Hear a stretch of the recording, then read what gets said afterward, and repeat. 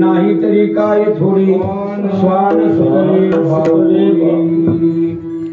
भगवंताचं भक्त झालं पाहिजे, साधू संतांची संगती केली पाहिजे, अन्यथा ऐश्वर्य भक्त असून त्याच्यामध्ये खऱ्या अर्थानं सुख समाधान नाही. सुख धनानं नाही, धर्माचं पालन केलं पाहिजे. सुख धन से नाही, धर्म से होता है. एकदा ज्ञानोबारायांच्या काळामध्ये महिपती नावाचे ग्रस्त ज्ञानोबारायांच्या संगतीत राहायचे, दर्शनानं समाधान वाटायचं, भक्तीमध्ये आहे. परंतु त्यांची मुलगी कराडमध्ये दिली होती. ऐश्वर्य भरपूर आहे, श्रीमंती आहे पैशाच्या बाबतीत, परंतु आचरण पाहिलं तिथलं तर आचरण व्यवस्थित नाही आहे. अभक्ष भक्षण करतात, एकादशी व्रत करत नाही, सोमवार करत नाही. काय करावं? आता त्या माझ्या मुलीला ज्ञानोबारायांचं दर्शन कधी होणार आणि ते काय दर्शनाला जाऊ देणार, काय भक्ती करू देणार? म्हणून महिपतीला खेद वाटायचा. ज्ञानोबारायापाशी म्हणले, मौली मला तुमचं दर्शन झालं, या भक्ती मार्गात आलो, आनंद आहे, पण माझ्या मुलीला तुमचं दर्शन नाही, नाही भक्ती नाही, त्यामुळे मला खेद वाटतो. माझी मुलगी कराडमध्ये दिलेली आहे. अहो आम्ही कराडला पण जाणार आहोत, तिला होईल दर्शन. अहो नाही हो, माझ्या मुली पायी जाऊ नका. ते पाहुणे एवढे नास्तिक आहेत की उलट असं माळकरी हे दिसले का त्यांना पिढा करतात, माळा तोडतात, त्यांच्या पताका फाडतात, असे पिढा करतात. हो माझ्या मुली पायी तुम्ही तिकडे जाऊ नका, ते तुम्हाला काहीतरी पिढा त्रास करतील. नाही असं काही करणार नाही. आता ज्ञानोबारायांना माहित आहे की आता कोणीही असं पिढा करणार नाही, कारण पिढा अगोदर केल्या होत्या. ज्ञानोबारांनी ज्यावेळेस रेड्याच्या मुखातून वेद बोलवला त्यावेळेस मात्र सगळ्यांना वाटलं होतं की हे अवतार आहेत, आपल्या कोण चूक झाली, यांना आपल्या समाजात तर घ्या, पण हे साक्षात अवतार आहेत. आणि चौकड त्यांना असणार म्हणले मान भेटत आहे, नवे नवे ज्ञानाचं दान त्यांच्याकडून होत आहे. पैठणमध्ये बरेच दिवस ते प्रवचन कीर्तन करत होते, सांगत होते. त्यांच्यासोबत तसाच रेडा आला, आळे फाट्याला त्यांना समाधी दिलेली आहे. ज्ञानोबारांची भिंत चालवलेली आहे, वेद बोलवले रेड्याकडून. ही ख्याती ऐकून चौकड त्यांना असणारा म्हणजे दर्शनाला येत आहे. ज्ञानोबाराय कराडला आले. कराडला आल्यानंतर कराडकर सगळे दर्शनाला रांगेत लागलेले आहेत.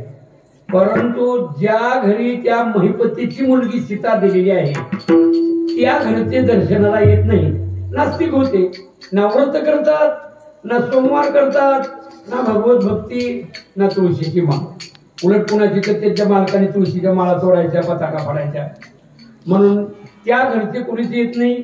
सीताला मात्र वडिलांना भक्तीची सवय आहे म्हणून तिला भक्तीची सवय होती. दर्शनाला जावं वाटतंय, पण घरून दंड काही जायचं नाही. काय करावं? मग मात्र तिने एक विचार केला.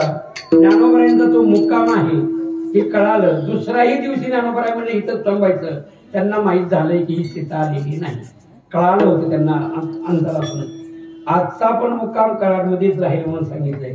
आज मी माऊली राहिलेल्या आहेत. मुलं आल्यानंतर त्या मुलीनं विचार केला, सीताबाईनं, की आपण दर्शनासाठी थोडा जर अधर्म केला तर काही हरकत आहे, आपल्याला दर्शन होतंय.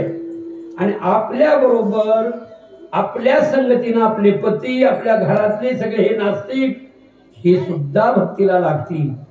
म्हणून तिनं, नास्तिक माणसं सुद्धा आपल्या लेकरा बाळावर फार प्रेम करत असतात. धृतराष्ट्र जरी पंडुपुत्रांना पीडा करत असेल तर स्वतःच्या मुलाची फार काळजी घेत होता. पंडुपुत्राला पीडा कशी करत होता आपल्याला माहित आहे. भीमाला एकदा भेटायला बोलविलं होतं, पण भगवंतांनी त्याच्या आतला भाव ओळखला होता, भीमाला जाऊ दिलं नव्हतं.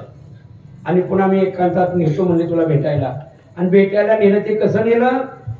त्याच्या एवढ्या तेवढ्या आकाराचा धातूचा पुतळा करून त्याच्या पुढे ठेवला आणि भीम भेटायला आलाय म्हणून सांगितलं. त्यानं असं चापचून उठला, जी पुतळा झाला दाबला, जळून खाक करून टाकला क्रोधाच्या. बघ म्हणजे असंही म्हातारा भेटत होतं तुला, म्हणजे याच्याकडे तुझ्याबद्दलचं प्रेम कसलंच नाही आहे. हा म्हणून तर भीम कधी कधी पुन्हा युद्ध संपल्यावर ह्यांच्याकडे राज्य आल्यावर त्यांच्या सगळेच पांडव पाया पडूनच कार्याला लागत होते. पण भीम कधी कधी टुचून बोलत होता. खुशाल जेव्हा याच्यात विष वगैरे घातलेलं नाही असं टुचून बोलायचा. त्या अन्नात त्याला विष घालून दिलेलं होतं की हा काही सुद्धा काळजी करू नका, हे विष वगैरे घातलेलं नाही असं कधी मध्ये टुचून बोलत होता. म्हणून हा भीमाला असं केलेलं होतं. महाराज त्या ठिकाणी जरी धृतराष्ट्र यांना अशी पीडा करत असेल पण स्वतःच्या मुलाची काळजी घेत होता. तसं या सीतामाईनं ओळखलं की जरी असणारे म्हणले हे आपले पती नास्तिक आहेत पण आपण त्यांचंच लेकरू, माझंही लेकरूच आहे, ह्या लेकरालाच आपण मारून टाकू. आणि कसं मारायचं? दुधात विष काढून पाजून. दुधात स्वतःच्या आईनं लेकराला दुधात विष काढून पाजलं आणि लगेच थोड्या वेळात तर लेकरू मेलं. वाटीत धुवून साफ करून ठेवली आणि रडायला लागली. सगळे घरातले जमले काय झाले म्हणले तर म्हणले आपलं पोरग मेलं. चांगलं होतं काय झालं असेल कडे, काय अचानक झटका आला मेलं म्हणजे काय तर झालं असेल. असं सगळ्यांनी दुःख व्यक्त केलं पण विलास नाही. म्हणले लहान लेकराचं जाणत्यालाही कळवावं असं काही दंडक नाही. कोणा सांगितलं दुसऱ्या दिवशीचं चालतंय. नेमतेचं जाणत्याला काही कळवायची गरज नाही. खड्डा खांदून पुरून टाकू आणि दूध थोडं वाटावं कुठलं म्हणजे यांच्या अंत्यसंस्काराला काय दहन करायची गरज नाही ना. गणपती बुवाला काय करायचं पण ती सीता काही लेकरू द्यायला तयार नाही. अगे याचा उद्या वास येईल काय करणार आहे तू देऊन टाक म्हणले. ही लेकरू उठते पण थोडं आपण प्रयत्न केला पाहिजे. आपल्या लेकरासाठी आपण प्रयत्न केलं पाहिजे. प्रत्येक जण लेकरासाठी प्रत्येकांना मोह असतो. पक्षी सुद्धा त्यांच्याकडे पिशव्या नसतात पण लेकरासाठी फक्त दाणे कुठून विचून आणतात. त्यांच्यासाठी कवच पक्षी घालून येत नाही पण लेकरासाठी मात्र थोडस घेऊन जातात. एवढंच काय टिवटिवीची तर अंडी बिलकुलीने गिळून ती समुद्रात लपून बसली होती. टिवटिवीनं समुद्र उपसून टाकते म्हणली ना तरी टिटवीने अपांपती वैरी केला. समुद्रात उपसायला लागली. तिचा नवरा आला. टिटवा म्हणजे काय करतेस तरी समुद्र उपसिते म्हणजे का तर आपली पिल्ली बिंडकुळीनं खाल्ली म्हणजे ह्याच्यात लपली. मग ही समुद्र पार करून तिला मारून टाकायचं सोडून नका म्हणजे. एवढं कवा व्हावं? आळस करू नका म्हणजे. तुम्ही आळस करू नका. कार्याला लागा. टिटवा बी कामाला लागला आणि हे गरुडाला कळालं अरे आपण पक्षी जातीचीच आहेत ते. गरुडानं सांगितलं बऱ्या बोलानं तिचा वैरी दिला तर बरं मी भगवंताला घेऊन येईल. आणि तिचा ते तेवढी बिनकुळी सोडून बाकीचा समुद्र देत होता. नाही म्हणजे तिचा देणं तर घेऊन येतो भगवंता. मग गरुडानं सांगितलं तिचा वैरी दिला जेव्हा सोडून उगविला तेव्हा शांत झाली. तर म्हणले आपली तर असणारा म्हणले लेकरू जिवंत होत आहे. किती चुकीने प्रयत्न केले आणि तुम्हाला फक्त ज्ञानोबरांच्या जाऊन पाया पडून यायचे. आपला मुलगा ज्ञानोबरा जिवंत करतो. किती विश्वास असतो तिचा. महाराज सांगतात हा विश्वास संतांच्या चरणावरती तुकोबरायसारखा तिचा होता. संताजी पायी आम्हाला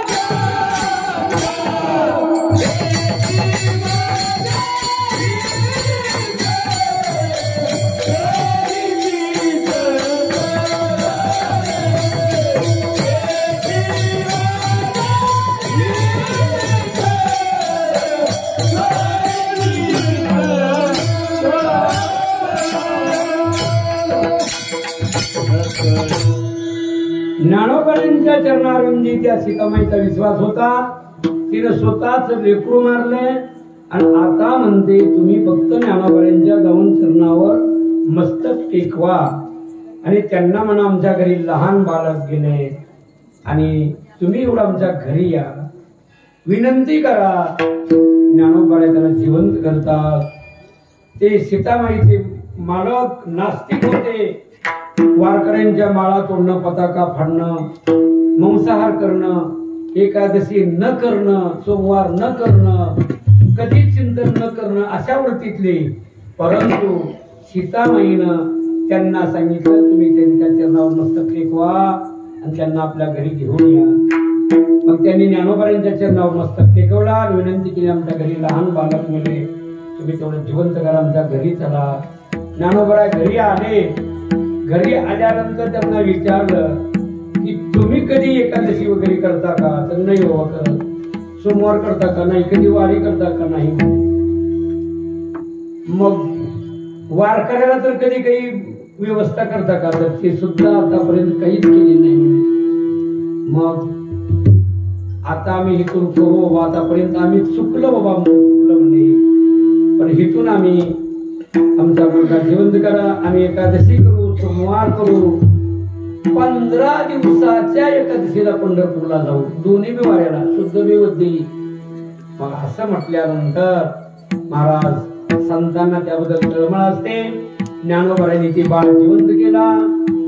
सीतामाईला आनंद झाला आणि सीतामाईचे मालक पण माळकरी झाले. एकादशी व्रत करायला लागले, सोमवार करायला लागले. पंढरपूरला पताका खांद्यावर घेऊन, जे पताका फाडीत होते ते पताका खांद्यावर घेऊन चिंतन करायला लागले. आधी बहिरे मुख्य होते, म्हणजे देवाचं नाम चिंतन ऐकत नव्हते. बहिरे नाही ऐके हरिनाम त्याले कान म्हणून नाही देवाचे दर्शन त्याले डोया म्हणून नाही. तर त्या पद्धतीने असणार म्हणे या ठिकाणी. ते कधीच भक्ती करत नव्हते, पण आता भक्तीला लागली.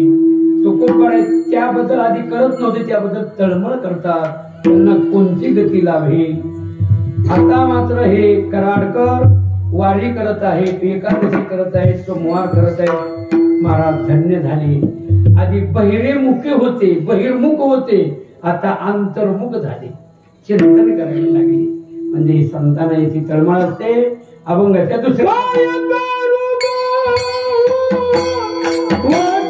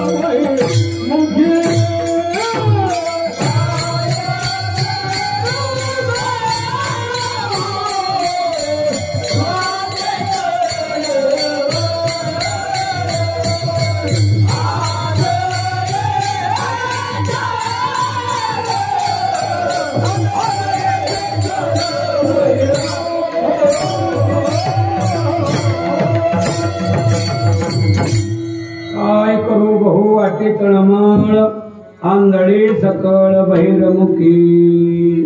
काय करू, संत महात्मे म्हणतात तळमळ वाटते. एकादशी व्रत करत नाही, सोमवार करत नाही, पवित्र अशी तुळशीची माळ परिधान करत नाही, म्हणजे धर्माचं पालन करत नाहीत, अभक्ष्य भक्षण करतात. काय यांना दंड होतील? कारण धर्माचं पालन न केल्यामुळे यमदंड करत असतो. रागे यम धर्म दाचवितो तया तुझ दिदले कासया मुखकान. द्रव्य वेचोनिया सेवे मद्यपान नाही दिले अन्ना तिथिसी. अशी पीडा होत असते. म्हणून महाराजांना तळमळ त्याची होत आहे. आणि म्हणून ते बहिरे आहेत, मुके आहेत, आंधळे आहेत. देवाचं दर्शन घेत नाही. देवाचं दर्शन घेत नसल्यामुळे डोळे असून सुद्धा ज्यांना पाहायचंय ते पाहत नाही. उलट आंधळा सुद्धा त्याला डोळे म्हणावे लागतील. एक आंधळा दर्शनाच्या रांगेत होता. कितीही असणारे म्हणजे धक्काबुक्की सहन करत आहे. त्यांना म्हणत आहेत काही, अहो तुम्हाला देव तर दिसत नाही, आंधळे तर दिसता. हो, मग एवढे धक्काबुक्की सहन करत कशाला येतं? तुम्हाला देव तर बघायला भेटत नाही. अहो, काही कर्मामुळे मला हे आंधळेपणा आलाय ना. आता तर आपण गेल्यानंतर मला जरी देव नाही दिसला तर देवाला तर मी दिसेन आणि माझ्याबद्दलचं प्रेम आहे असं त्यांना वाटेल ना. पूर्वीच्या काही कर्मामुळं मला आंधळेपणा आलेला आहे. पण तो डोळस आहे ते तर मला पाहिल ना, म्हणून ते जात होते. आंधळा जरी असं त्या देवाबद्दलचं प्रेम आहे. देवाबद्दलचं प्रेम असावं हे संतांना सांगायचं आहे. 2 चरणाचा विचार केलेला आहे. आपण मधलं भजन घेऊन 2 चरण पाहूया. विठोबा रखुमाय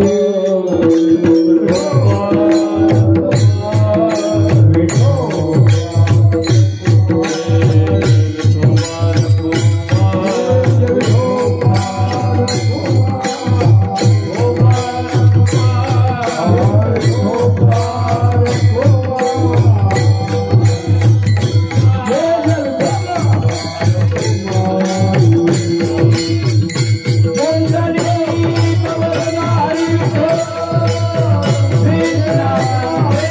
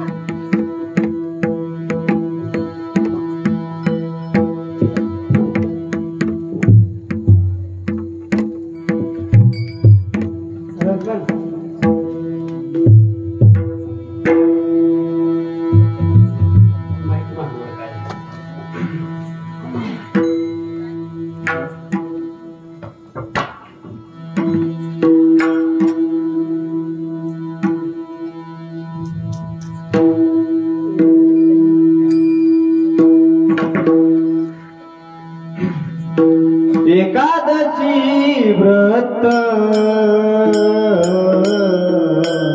सुमन करीती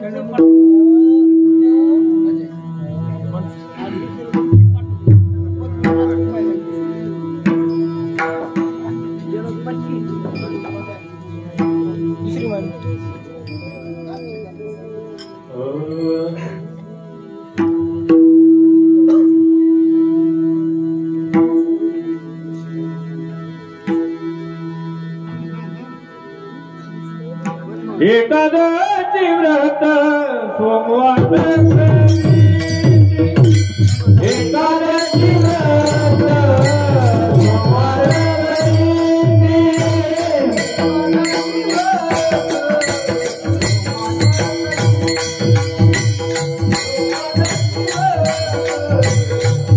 सोमवार एकादशी व्रत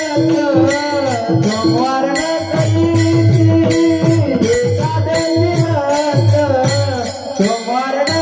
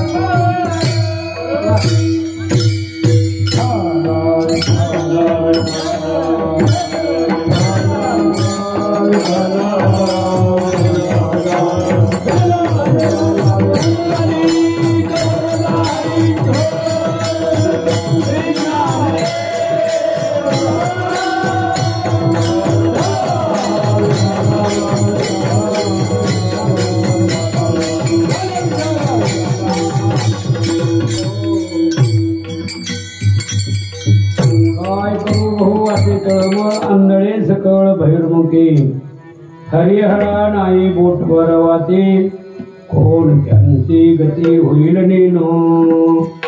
तुकोबाला तळमळ वाटते कशामुळे भगवंताबद्दल हरिहराबद्दल प्रेम नाही, भक्ती नाही, व्रत करत नाही, सोमवार करत नाही, कुण्या गतीला जातील. हरिहरांना बोटवर वात नाही. बोटवर वात म्हणजे आपण काही सांजवात कोशी कशी लावतो, कधी दिवाळीवर सांजवात थोड्या वेळ लावतात. आणि नंदादीप गाभाऱ्यात असतो, त्याच्यात तेल भरपूर असतं, ते रात्रभर तेवत असतो, तो नंदादीप आहे. बोटभर वात मध्ये थोड्या वेळ तास, 2 तास, 3 तास सलेल दिवा अशा प्रकारचं त्याच्यात असणार म्हणजे तेलाची व्यवस्था असते. त्याला बोटभर वात म्हणतो आपण. तुळशी कशी लावतो, देवाऱ्यावर लावतो, सकाळी आरती करताना लावतो. ते प्रेम आहे, स्नेह आहे, ते एक प्रेमच आहे भगवंताबद्दलचं. आणि दुसरं म्हणजे भगवंताचं नामचिंतन हे सुद्धा वाचच आहे. तुम्ही हरिपाठ म्हणला 1 तासभर असेल, अर्धा तास असेल, ते भगवंताबद्दलचं प्रेम आहे. कुणी तासभर जप केला असेल ते सुद्धा ज्योतच आहे. अशी कुणाची पोटभर वाट असेल पण ती पोटभर सुद्धा नाही. तुकोबारायचा दिवस आणि रात्रभर सारखं चिंतन आहे म्हणून तुकोबारायचा नंदादीप आहे. पण तुम्ही आम्हाला म्हणतात बोटभर सुद्धा वाच नाही. नाम चिंतन घेणं सुद्धा ही वाचच आहे. तुकोबारायचा अभंग आहे की कासियाने पूजा करू की राजा आते संदेह माझा फेरी आता उदिके नानू तरी स्वरूपही तुझे येते माती काय विचे देवा. त्याच्यात महाराज सांगतात की तुका म्हणे माझा अवघे तुझे नाम धूप दीप राम कृष्ण. धूप काय, दीप काय, चिंतन हे सगळं माझा धूप दीप आहे, पूजा आहे. म्हणजे नाम चिंतन हे सुद्धा वाचच आहे. नाचो कीर्तनाचे रंगी ज्ञान दीप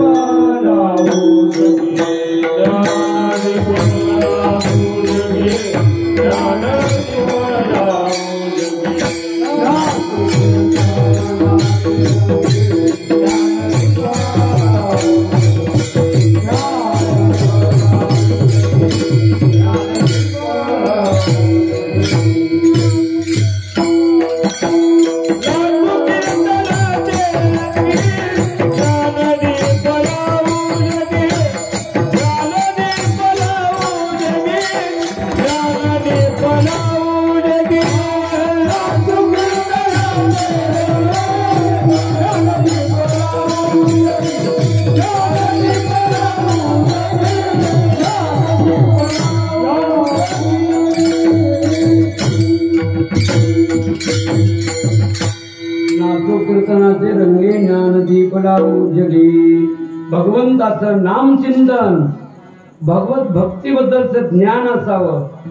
कारण अज्ञानामुळे पाप होत असतं. संसार करणं, मदिराप्राशन करणं, परपीडा करणं हे अज्ञानामुळे माणूस करत असतो. ज्ञान झाल्यावर ही कृती होत नसते. म्हणून हे ज्योत जी आहे ज्ञानाची ज्योत आहे, नामचिंतनाची ज्योत आहे. हरिहराला अशा पद्धतीनं वाट लावावी, हरिहराबद्दलचं प्रेम असावं. म्हणून महाराज सांगतात, त्यांना जर बोटभर वाच नाही, थोड्या वेळ नामचिंतन नाही, जप नाही, कीर्तनाला कधी जायचं नाही, मग काय उपयोग होईल का? यांना गती कोणती मिळेल? त्याबद्दल तुकोबारांना तळमळ होत आहे. तिसऱ्या चरणात महाराज सांगतात, हरिहर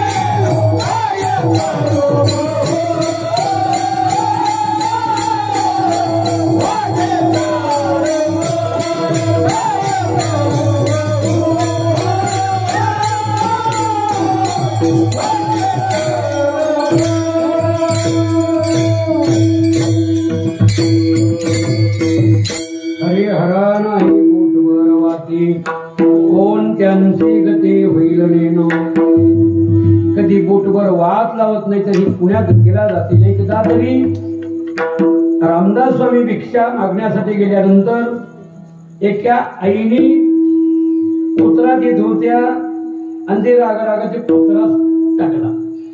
पण तो पोतराच घेऊन रामदास स्वामी आले, त्याला धुलं आणि चांगला धुवून त्याच्या दशा बारीक बारीक बारीक बारीक केल्या आणि त्याच्या वाती करून लावली. आणि ती बाई पुन्हा बघायला आली, माझ्याकडे म्हणले रागा मी पोथरा टाकला नाही. ती बी घेऊनच गेली. काय करत असतील, त्याच्या वाती केल्या, धुला आणि त्याच्या बारीक बारीक पट्ट्या करून त्याच्या वाती लावल्या. ती आल्यावर विचारलं, म्हणजे काय केलं होतं पोते? हो का म्हणजे वाती करून तुमच्या नावानं लावायला होते, तुम्ही तर लावल्या नसतील कधी. तेव्हा आम्ही त्याच्या वाती केल्या म्हणजे पोतर येतात आणि एवढं लावायला गेलो हरिया. तर हरिहरांना बोटभर वाच लावत जावी, एक मोठं प्रेमानं भगवंताचं चिंतन करत जावं. त्याच्यातून आपलं कल्याण असतं. म्हणजे धर्म आहे तो आपला. धर्माला भजल्यानंतर भगवंत आपल्यावर असणारा काम देणं होऊन प्रेम करतात. अहिल्याबाईंनी किती हरिहराबद्दल प्रेम केलं आणि म्हणून गायीने सुद्धा त्यांच्यावर पुन्हा किती कृपा केली होती.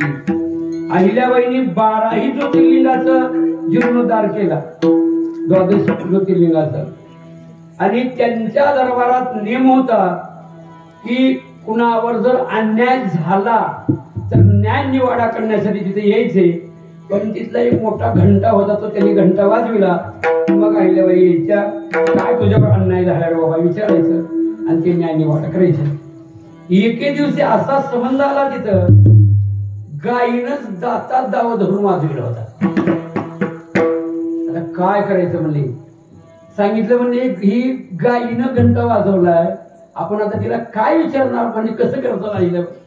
मग त्या म्हणल्या ज्या अर्थी त्यांनी घंटा वाजवलाय त्या अर्थी ती म्हणली ती सांगता तुम्ही. म्हणली कसं सांगते, म्हणजे त्यांना काय वाचा, त्यांच्या मागं जा फक्त. म्हणजे अन्याय झाल्याशिवाय तर घंटा वाजवला नाही, दातात दावा धरून ती घंटा वाजवलाय. त्या गाईच्या मागं जा. गाईच्या मागं गेल्यानंतर तिचा एक बछडा मरून पडला होता, तिथपर्यंत गाय गेली आणि ती बछड्याला हुंकार. आणि मग सांगितलं त्यांना योग्य असं असं त्याचा बछडा मेलाय आणि तिथपर्यंत गाय गेली हुंबरायची. मग सांगितलंच की म्हणजे ही बछडा त्याच्या रोगानं कशाला न मरता कोणीतरी त्याला मारलंय, कुणा कोणतरी मेलाय की तिनं अन्याय दाखवला. मग त्याचा शोध काढा म्हणजे. आणि शोध काढल्यावर कळालं की त्यांच्याच मुलाकडून रथ आवरला नाही आणि ते त्याला धक्का लागून वासरूप मेलं होतं. तुमच्याच मुलाकडून झाले म्हणजे घालावं म्हणून मी तिच्या व्रत घातलेलं नाही, पण उताराला आवडलं नाही, ते धक्का लागून गेले. काय न्याय द्यायचा की द्या. त्यांनी योग्य न्याय दिला. तिचा बछडा जसा मेला तसं माझ्याही बछड्यावर रथ घालून मारून टाका न्याय देता. मात्र त्याला सांगितलं मुलाला तू झोप म्हणले आणि रथ त्याच्यावरून घाला म्हणत होते. पण रथ जवळ नेला की आता पुत्रवत प्रजेचं पालन केलेलं आहे अहिल्याबाईने. त्यांच्या मुलावर रथ घालायला कुणाचीच ताकद होईल. जवळ नेलं की थांबवायचे नाही, म्हणजे आमची ताकद होत नाही माहिती. म्हणजे तुमच्या मुलावर रथ घालायची माझी ताकद नाही होत. कोणताही रथी महारथी बसवला तर तो घालत नव्हता. स्वतः अहिल्याबाई रथावर चढल्या. मला तर शासन द्यावंच लागेल, म्हणजे मला त्या गाईला योग्य न्याय द्यावाच लागेल. स्वतः त्या बसल्यावरी आणि रथ चालवू लागल्या. चालवू लागल्यानंतर मात्र आणि त्या भरदास वेग रथाचा आणि कसली दया न करता मला न्याय द्यावाच लागणार आहे. आणि ती घालू लागल्याबरोबर एकदम गाय रथाच्या आणि मुलाच्या मध्ये जाऊन उभारली. म्हणजे मी दंड द्यायला तयार आहे, मात्र ही गाय देऊ देत नाही, काय करायचे. काही माणसं म्हणली त्या बाजून आणून बघा एकदा, चिपडून आणून एकदा बघितलं, गाय एकदम पुढे गेली. म्हणजे मी शासन द्यायला दंड द्यायला तयार आहे. गायीनं त्या ठिकाणी माफ त्याला केलं म्हणून समजा. मी काय करणार म्हणजे, तुम्हाला कुणालाच घालणं होत नाही, पण मी घालत होते म्हणजे मी, कारण ते गाय घालू देत नाही. आणि म्हणजे गायीनं त्याला माफ करून टाकले म्हणून समजा. म्हणजे आणि न्याय निवाडा करून टाकला. गाय पतिव्रता आणि संत सज्जन हे दयावंत. गायीनं असं माफ केलं. पतिव्रता द्रौपदी तिची 5 मुलं अश्वत्थाम्यानं झोपीत येऊन मारून टाकली आणि ती मुंडकी घेऊन गेली. त्यावेळेस ते कुणी मारलं हे पत्ता काढला. अश्वत्थाम्याने मारले. अश्वत्थाम्या पकडून आणला. द्रौपदीला भगवंत म्हणत आहेत ह्या नराधमानं ही मुलं मारले, याचंही मुंडकं कापून त्याच्यावर तुला उभा करून तुला आंघोळ घालू.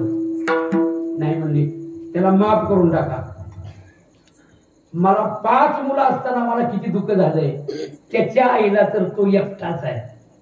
त्याच्या आईला अश्वत्थामा हा एकटा आहे. तर तुम्ही त्याला दया दाखवा आणि मी क्षमा करून टाकते, माफ करून टाका. त्या गाईने जशी माफी केली तशीच द्रौपदीनेही माफ करून टाकलं. आता संत सज्जनाचं जर बघितलं तर तुकोबारावर पहा, ज्ञानोबारावर किती अन्याय झाले, त्यांनी माफ करून टाकले. म्हणून गाय संत सज्जन आणि पतिव्रता जोपर्यंत आहे तोपर्यंतच खऱ्या अर्थानं या ठिकाणी धर्माचं पालन होत असतं. म्हणून तुकोबाराय सुद्धा नमो त्या इंद्रिय दमित्यासी, त्यांना सुद्धा माझा नमस्कार असं म्हणतात. म्हणजे त्यांना प्रेम आहे धर्माबद्दलचं. तर हरिहरा नाही बोट बरवाती, कोण त्यांची गती होईल नेनो. काय करू बहु वाटते तळमळ, अंधळे सकळ बहिर्मुखे, तुका म्हणे नाही नारायणी प्रीती. भगवंताबद्दलचं प्रेम, धर्माबद्दलचं प्रेम जे आहे ते या संताकर, पतिव्रतेकर, गायीकर आहे. आणि महाराज या ठिकाणी भगवंताबद्दलचं आपण जेवढं प्रेम देऊ तेवढं तोही आपल्यावर करत असतो. आणि म्हणून भगवंताचं प्रेमानं नामचिंतन करावं, प्रेमानं मोठ्या भक्ती करत जावी आणि भक्ती करून स्वतःच्या धर्माचं पालन करावं. याच्यामध्ये आपली धन्यता असते आणि आपलं कल्याण त्याच्यातच होत असतं. भगवंताबद्दलचं प्रेम जे आहे ते म्हणजे धर्माबद्दलचं प्रेम. मांसाहार करू नये, मदिराप्राशन करू नये, परस्त्री आई समान मानावी, कामिनी कांचनाचा त्याग करावा, हे जे साधू संतांनी सांगितलेलं आहे. याच्यातून भक्तीचं, भगवंताबद्दलचं प्रेम असणारा म्हणून ते भगवंताबद्दलचं प्रेम आहे. जे जे भेटी भूत ते ते मानी जे भगवंत, हा भक्तियोग निश्चित जाण माझा. हा भक्तियोग असणार आहे. तर या ठिकाणी भगवंताबद्दलचं प्रेम जे आहे ते मीराबाईने असणार किती व्यक्त केलेलं आहे. मीराबाईंना त्यांच्या वडिलांनी 20 दिलं तरी सुद्धा मोठ्या प्रेमानं भगवंताचं चिंतन करत करत प्राशन करून टाकलं. हे हरिहराबद्दलचं प्रेम असणार आहे आणि एक निष्ठावंत भाव असणारा त्यांचा असणार आहे. आणि तरी सुद्धा मीराबाई भगवंताची मूर्ती काळ सरपडली, पण मीराबाई मात्र मोठ्या प्रेमानं नाचत होत्या, चिंतन करत होत्या. म्हणजे ते 20 देवाने घेतलं. मीराबाईसाठी घेतो 20 रुपयाला गामा देता झाला काढीवा. मोठ्या प्रेमानं प्रल्हाद भगवंताचं चिंतन करत होता. किती प्रेम होतं. मग भगवंती त्याच्यावर तेवढेच प्रेम करत होते. हिरण्यकशिपूने भगवंताचं चिंतन करायचं नाही म्हणून त्या प्रल्हादाला कडेलोट करून टाकावं. पण त्या भक्ताचं प्रेम आहे, भगवंतांनी त्याला कडेलोट केला तरी काही होऊ देऊ नये. नवे नवे त्याला हत्तीच्या पायाखाली द्यावं, उकळत्या तेलात टाकावं, अनेक काही प्रयत्न करावे, पण तरीही तेवढ्यातून प्रल्हाद राहत होता. म्हणजे भगवंताबद्दलचं प्रेम जे होतं त्यामुळं भगवंती त्याच्यावर तेवढं प्रेम करत होते. पाण्यामध्ये मासा जो असतो त्या माशाचं जेवढं प्रेम पाण्यावर आहे तेवढं आपल्या कुणाचंच नाही. आणि म्हणून माशावरच पाणी किती प्रेम करतंय. किती पूर आला असेल तर त्या पुरात सुद्धा मासा उलटाही जातो. केदारनाथावर जो मोठा पूर आला, मोठी मोठी घरं वाहून गेली, देवळ तेवढं मोठा दगड त्याच्या पाठीशी राहिला, केदार बाबाचं देवळ तर राहिलं तर सगळी घरं वाहून गेली. तशा पुरात माशाच्या पिल्लाला उलट जावं वाटलं तरी सुद्धा उलट जाते, त्याला लोटत नाही पाणी. का तर तेही त्याच्यावर प्रेम करते. मासा एवढं प्रेम करतय की पाण्याच्या बाजूला काढलं तर तडफडून मरतय. तसं त्याच्यावर प्रेम करावं. तो कोबाळे म्हणतात जीवना वेगळी मासोळी तैसा तुका. तसं मोठ्या प्रेमानं भगवंताचं चिंतन करत जावं. म्हणून पाणी सुद्धा त्याच्यावर तेवढं प्रेम करते. म्हणून प्रल्हादही भगवंतावर प्रेम करत होता. भगवंत त्याला उकळत्या तेलाची वाचवत होते, कडेलोट केला वाचवत होते, हातीच्या पायाखाली वाचवत होते. एकदा तरी एका अंधाऱ्या खोलीत अन्न नाही, पाणी नाही, कितीही दिवस ठेवलं, 40 दिवसाच्याही पुढं 2-2 महिना. आणि 2-2 महिन्यांनी पुन्हा कुलप उघडून बघितलं. ज्याचं भगवंतावर प्रेम आहे त्या प्रल्हादाला पाहायला गेले आता मेला असेल म्हणून, पण पहिल्यापेक्षा असा गुबगुबीत दिसत होता. प्रल्हादा तो काय करतो तरी मी भगवंताचं चिंतन करतो, तुम्ही पण करा असं म्हणायचं. काय प्रेम असेल. म्हणजे कशालाच मरत नाही ना. त्याची बहीण म्हणली हिरण्यकशिपूची, मोठी होळी रचा आणि त्याच्यावर मला बसवा आणि ती पेटवून द्या. मला अग्नी पोळत नाही, मला वरदान आहे, मला वरदान आहे अग्निनारायणाचं. तर मला त्याच्यावर बसवा आणि प्रल्हाद माझ्या मांडीवर द्या आणि होळी पेटवून द्या. ती आपण होळी साजरी करतात. मग ती होलिका असणारी होती आणि ती बसली होती होळीवर. त्याच्यावर त्याच्या मांडीवर मुलगा दिला होता. आत्तेपती बस म्हणून. आणि आत्तेनं कशासाठी केलं? त्याला मारायसाठी. परंतु तेवढ्या होळीवर सुद्धा असणारा म्हणजे होलिका बसली आणि पेटवून दिली.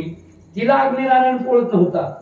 परंतु भगवंताचं इतकं प्रेम प्रल्हादाला आहे आणि त्या भक्ती प्रेमात असलेल्या भक्ताला मारण्यासाठी त्या वरदानाचा उपयोग करायला लागली. म्हणून होळी किती होळी झाली म्हणजे होलिका जळून गेली आणि प्रल्हाद त्या आगीतूनही तसाच निघाला होता.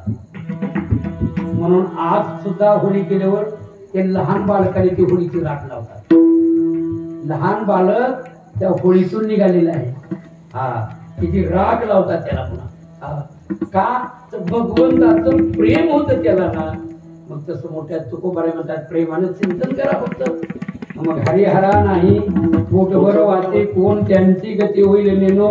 तुका म्हणे नाही नारायणी प्रीती कोण त्यांची गती होईल नेनो. प्रीती नसल्यावर पुण्या गतीला जातील आणि नारायणाची प्रीती होती प्रल्हादाला तू काय गतीला. नारायण नारायण नारायण सारखं तो प्रेमानं म्हणत होता. नारायणाबद्दल प्रीती होती. त्याला होलिका सुद्धा जाळू शकली नाही. हे प्रेमाचंच प्रतीक आहे. भगवंती त्याच्यावर प्रेम करतात. एवढंच काय त्या हिरण्यकशिपूला मात्र भगवंतांनी पुन्हा मारलं कारण तो प्रल्हादाला म्हणू लागला तुमचं एवढंच भगवंतावर प्रेम आहे तुझा देवच कुठं आहे. अहो कुठं नाही त्या खांबात आहे का. हो खांबात आहे. लाथ मारल्यावर खांबातून प्रगट झाले. जेवढी वरदानं दिली होती त्याच्यापेक्षा वेगळी झाली. त्याला दिवसा मरण नको म्हणाला होता रात्री नको. सूर्यास्ताच्या वेळेस घेतलेला आहे.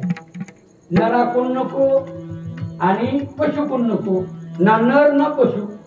अर्ध खाल्लं शरीर नराचं आणि मुंडकं सिंहाचं होतं. शस्त्रानं नको अस्त्र नको. कसलं शस्त्र नव्हतं कसलं अस्त्र त्याच्याजवळ नाही आहे. शेवट त्याला वरदान होतं की सजीवाकून नको निर्जीवाकून नको. घरात नको बाहेर नको. हे सगळी वरदान आकाशात नको पृथ्वीवर नको. पृथ्वीवर बी नाही आकाशातही नाही. मुंबऱ्यावर होतं. घरात बी नाही बाहेर बी नाही. दिवसाही नाही रात्री नाही. ना राखून बी नाही पशुकून नाही. शस्त्र नाही ना कसला अस्त्र नाही. सजीवाकून नको निर्जीवाकून नको. न तर सजीव बी नाही ना निर्जीव बी नाही. सजीव म्हणावं तर चिमटा घेतला तर कळत नाही.